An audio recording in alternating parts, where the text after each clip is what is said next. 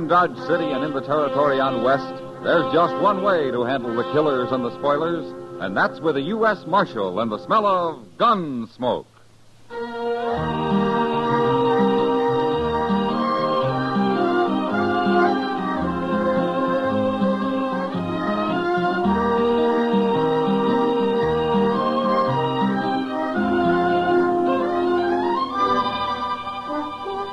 Gunsmoke, starring William Conrad. The story of the violence that moved west with young America. The story of a man who moved with it. Matt Dillon, United States Marshal.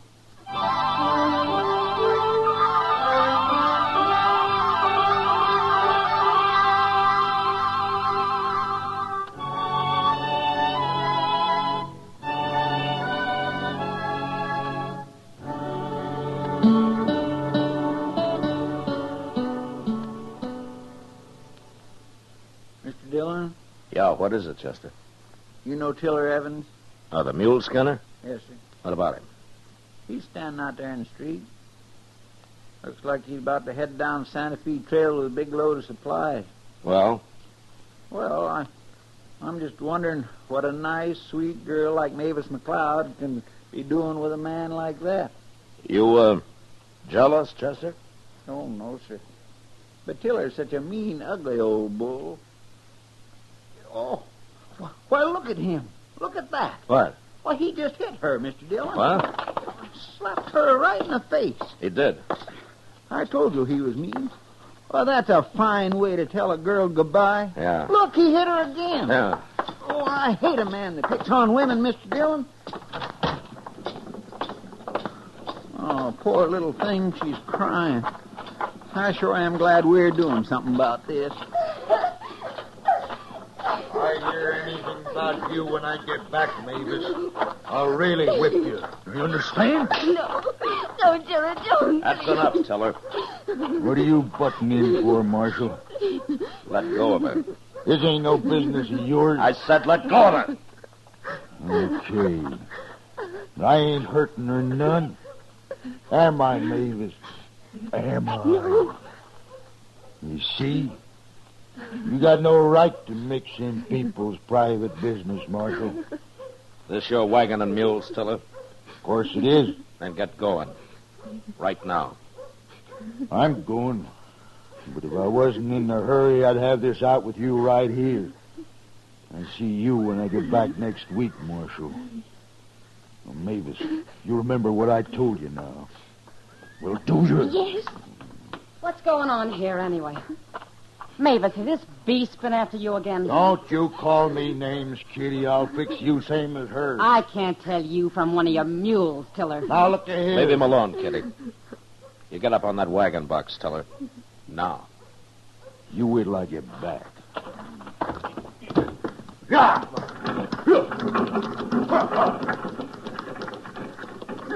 He's been hurting you again, hasn't he, Mavis? Oh, I hate him. Well, what are you doing with him if you hate him so much? Oh, he's a bully, Chester. She's afraid of him. At least he'll be away for a few days now. I hope he never comes back. Will you come with me, honey? Thanks, Kitty. I'll make you some coffee. Come on, Chester. Poor gal. You think old Tiller's going to start trouble when he gets back? I don't care if he does, Chester. No, I feel the same way. Only he's a mite too big for me. What? Look, there's somebody here. Are you Marshal Dillon, sir? I am. My name is Marcus France. How do you do? This is Chester Proudfoot. Mr. Proudfoot? Mr. Proudfoot. Well, how do you do, Mr. France?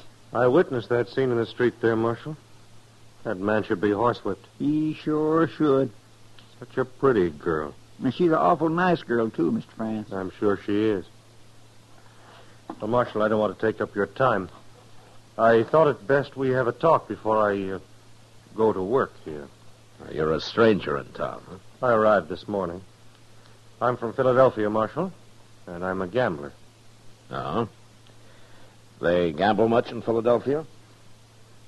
Men gamble everywhere, sir. The weakness is universal. I suppose. Well, you can gamble here all you like, as long as you don't run a crooked game. That's precisely what I wanted to see you about, Marshal. What? It's not that I'm dishonest, but I've often been accused of being so. Sometimes makes for unpleasantness. Around here, it usually leads to gunplay. Yes, of course. I can handle myself on that score. Mr. France, I never heard a gambler yet come out and admit he was a crook, but if he is, sooner or later, either he or somebody else winds up dead. That's why I don't tolerate anything but an honest game in Dodge. You impugn my honor, sir? He what? Never mind, Chester. Now, just what is it you want to tell me, Mr. France? I am a gentleman, Marshal. Well, if you are, you're about the first one that ever rode into this town. But for the time being, I'll believe you. Thank you, sir. And don't be so touchy about your honor. It'll just get you into trouble. I'm afraid I haven't explained myself, Marshal. There are reasons why I've often been accused of dishonesty. Oh, like what? A bad loser will grasp at any straw to save face. He'll even call the deal crooked. Yeah, I've seen that happen. There are likely to be many losers in a game I run. Is that so? It may sound like bragging, Marshal, but I possess great skill at cards. Also, I'm extremely lucky. I see. Now, you may send a man to watch the deal if you like. Perhaps Mr. Proudfoot here. Oh, sure. Why, I'd be glad to come. No. You run your game, Mr. France. If it's crooked, I'll find out soon enough. All right. But don't get the idea you're going to start shooting down every man that bothers you, no matter how good you might be with a gun. Do you include self-defense in justifiable homicide, Marshal? If it is self-defense. But you take to killing people, even in self-defense, and I'll have to run you out of town. Oh, hello, Matt. Chester. Hi, Doc. Doc. Fella's been trying to sell me a new horse, Matt. I thought you'd take a look at it for me when you're through here. Sure, Doc. This is Marcus France, Doc Adams. I'm pleased to meet you, Doctor. Doc'll do. Of course. Where are you from, mister? Philadelphia, sir. Not much sun there. Son, Well, you look peaked. I've had a long journey, sir. Well, now, when you get rested up, you come see me, and I'll give you some good tonic. $1 a bottle, Mr. France. He gave me some once. I appreciate your interest, Doc. Perhaps I will call on you one day. Anytime. Now, if you yes. gentlemen will excuse me, I'll be going. Bye, Mr. France. Goodbye. What's he doing in Dodge? He's a gambler, Doc. Why? Oh, I don't know. He seems sort of out of place around here. He says he's a gentleman. Oh, maybe that's it. Well, I've heard that easy talk before. I will soon find out just what he really is.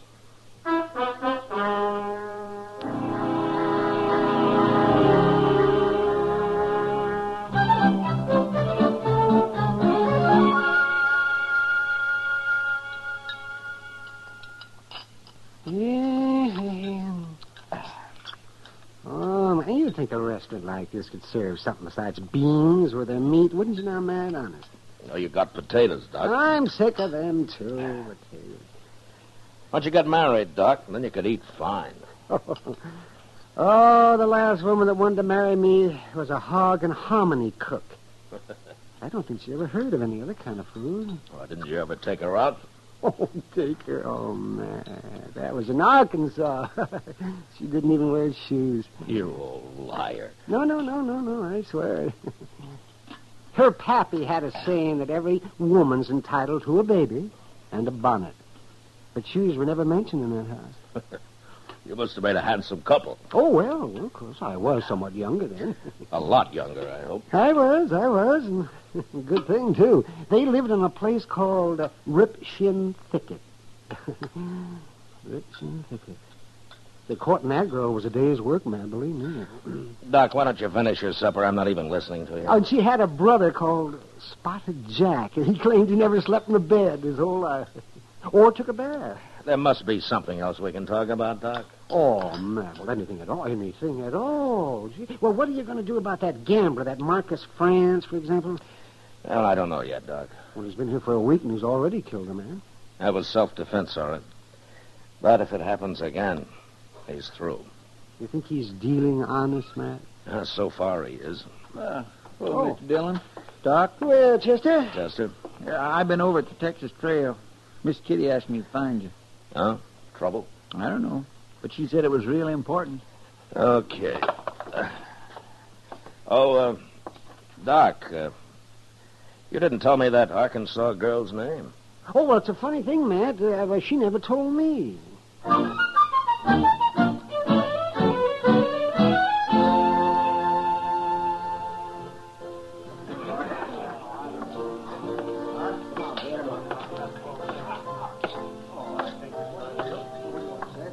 Hello, Kitty. You wanted to see me, huh? Sit down, Matt. All right. It's about Marcus France over there. Oh? He's going to be killed, Matt. What? Tiller Evans is due back tomorrow. Well, what's Tiller got to do with it? You remember the day he left, when you stopped him from slapping Mavis around? Mavis? You mean Mavis and France? She says she's in love with him, Matt, and she doesn't care who knows it. Underneath, she's scared to death. Well, does France know about Tiller? Well, Mavis told him. Matt, I don't know what you think about him, but to me, he's the most decent man I've met in a long time. Well, he may be, Kitty. But he's sure causing a lot of trouble. Well, Tiller's going to kill him. I know he is. You got to stop it, Matt. Kitty, how did a nice girl like Mavis get started with Tiller in the first place? Oh, she didn't have much choice. The big ape just moved in on her and took over. She's awful young, Matt, and pretty helpless. Well, if she and France are so much in love, why don't they get married? I've thought of that, too. So has Mavis, by the way. Well, maybe France isn't so honorable after all, Kitty. Give him time, Matt. Tomorrow isn't very far off. Before I said you're cheating, and I meant it. No man can call me a cheat, I just did, didn't I? Stay here, Kitty. Yeah. You better leave the game, mister. You're cheating, you're dealing crooked cards. You got a gun, mister. Now use it. Leave that gun where it is. Now, France, I warned you once. You heard what he said, Marshal. I meant it, too. He's dealing crooked cards. Can you prove it, mister? I don't have to prove it. He's got over $100 of mine. I ain't won a hand at this table in an hour. See, Marshal? Just like I told you, some men can't take losing. Did you see him cheating, mister? I didn't have to. Look at that pile of money. You talk pretty loose for a man that doesn't have any more to go on than that. Now, why don't you forget about it and get out of here? Forget about it. You heard me. This game is closed for the rest of the night. Well, just as you say, Marshal. Gentlemen, the game is closed. I'll see you later.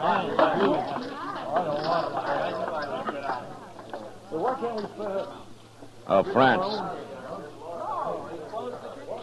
You know, egging men into a draw and then calling it self-defense is going to make your stay in Dodge mighty brief. I'll have to chance that, Marshal. How many men have you killed because of that tender pride of yours, huh? Well, it doesn't matter. But there's something I would like to know. What are you going to do about Tiller Evans? Oh, you've heard. Yeah. First time in my life, Marshal. I love a woman. Then why don't you get her out of here while there's still time? Run away from a fight? Tiller's a pretty tough man. You mean he might kill me? And where would that leave Mavis? Sorry, Marshal. I've got to stay. You know, France, I can't figure you at all. There's something wrong with you, and I don't know what it is. You'll find out, Marshal. Soon enough.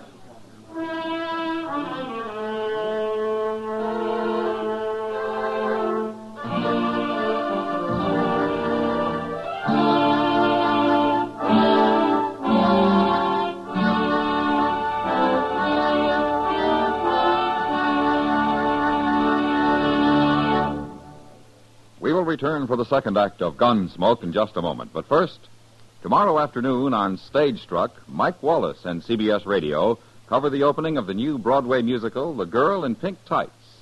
Its stars, Jean Mayer, Charles Goldner, and others in the cast will be heard. Stage Struck on most of these same stations tomorrow afternoon, opening The Girl in Pink Tights, a promising newcomer full of Sigmund Romberg's music. Now the second act of Gunsmoke.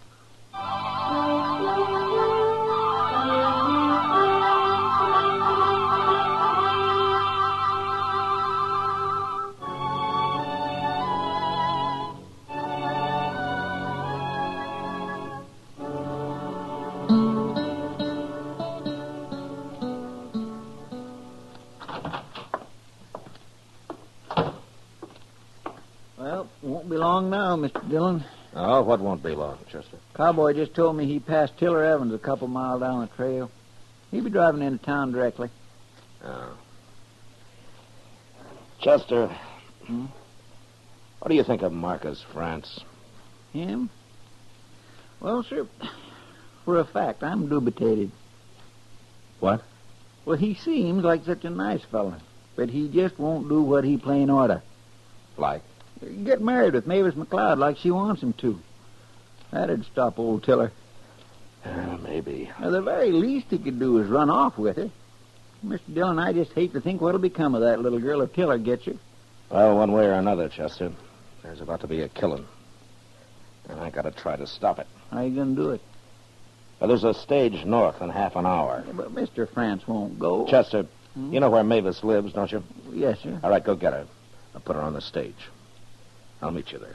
Okay, Mr. Dillon. Now, you're gonna have to hurry.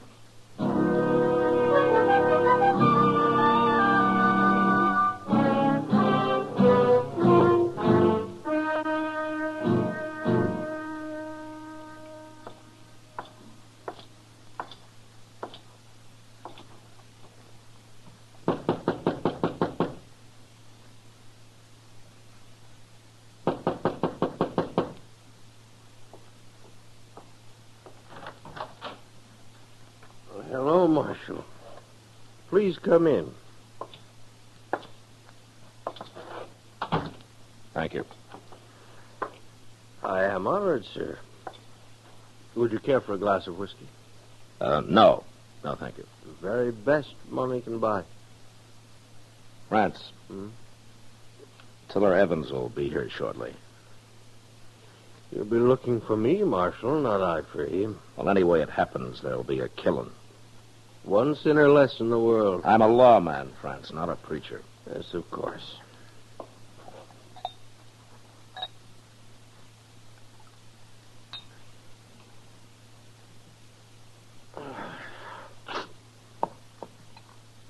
Now, Marshal, I have no quarrel with this man, Tiller. Why don't you talk to him? Well, he's not the kind of a man you can talk to. Well, then put him in jail for disturbing the peace or something. It'll be too late by the time the peace is disturbed. France, there's a stage leaving Dodge in a few minutes. Is there, Marshal? Mavis is going to be on it. What? Now, if you're the gentleman you say you are, you'll be on it with her. You're making a mistake, Marshal. Well, I've made mistakes before. No use arguing with you, is there? Well, if you told me what's holding you back, there might be. Shall we say I never run from a fight? I don't question that. But this time it's different. I don't believe that's your reason. You say goodbye to Mavis for me, Marshal? No. I've just decided you're going with her. I'm sorry. I'm not. Careful, Marshal. I'm always careful. No, you...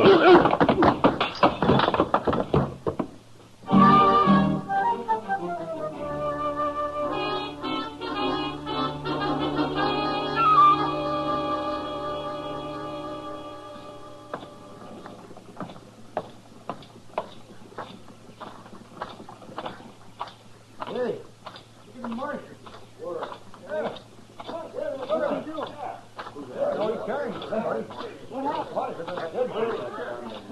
Well, forevermore. You shoot him, Mr. Dillon? Where's Mavis, Chester? She's inside the coach. I'm keeping an eye on her. All right, open the door, Chester. France is going with her. Yes, sir. Marcus.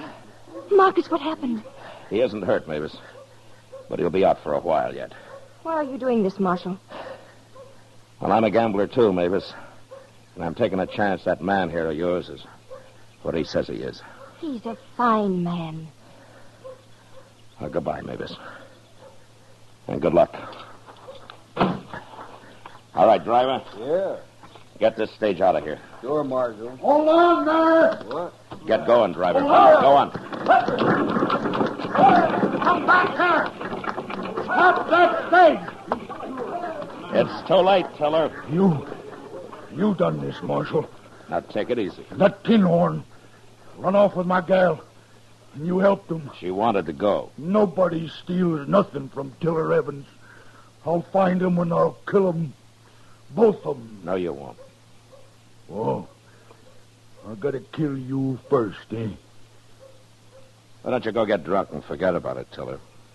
You helped him. Don't do it.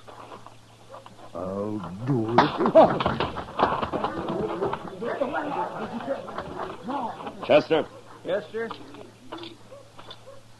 take care of this, will you? Yes, sir. Couple of you fellas give me a hand here. We'll drag him over at that trough. Leon, you and Crowley, come help me.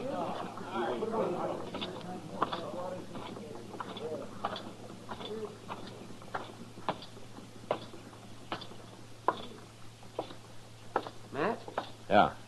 is Tiller bad hurt? No, you'll be all right, Doc. Outside of being a little lonely. Mavis is going to be a little lonely, too. What? Marcus France did come to my office, Matt. What are you talking about, Doc? His lungs.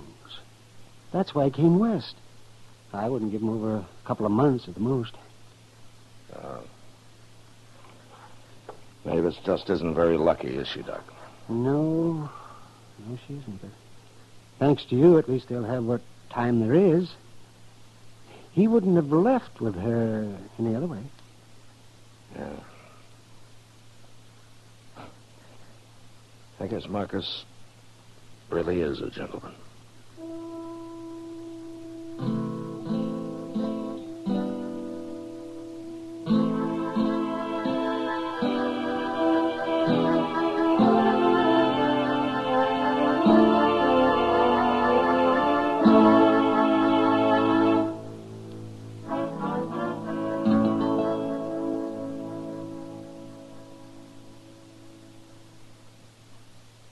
Gunsmoke, under the direction of Norman MacDonald, stars William Conrad as Matt Dillon, U.S. Marshal.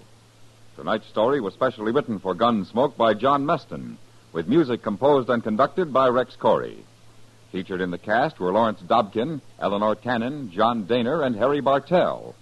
Parley Bear is Chester, Howard McNear is Doc, and Georgia Ellis is Kitty. Gunsmoke has been selected by the Armed Forces Radio Service to be heard by our troops overseas. Join us again next week as Matt Dillon, U.S. Marshal, fights to bring law and order out of the wild violence of the West in Gunsmoke.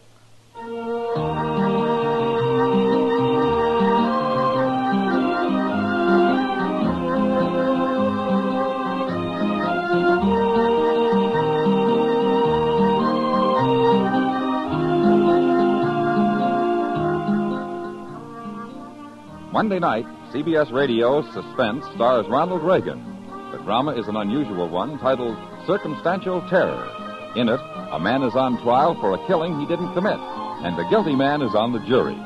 Tension mounts and mounts until the suspense is almost beyond belief. Don't miss Suspense Monday night over most of these same stations. George Walsh speaking. Stay tuned now for Gangbusters, which follows in a few minutes over most of these same stations.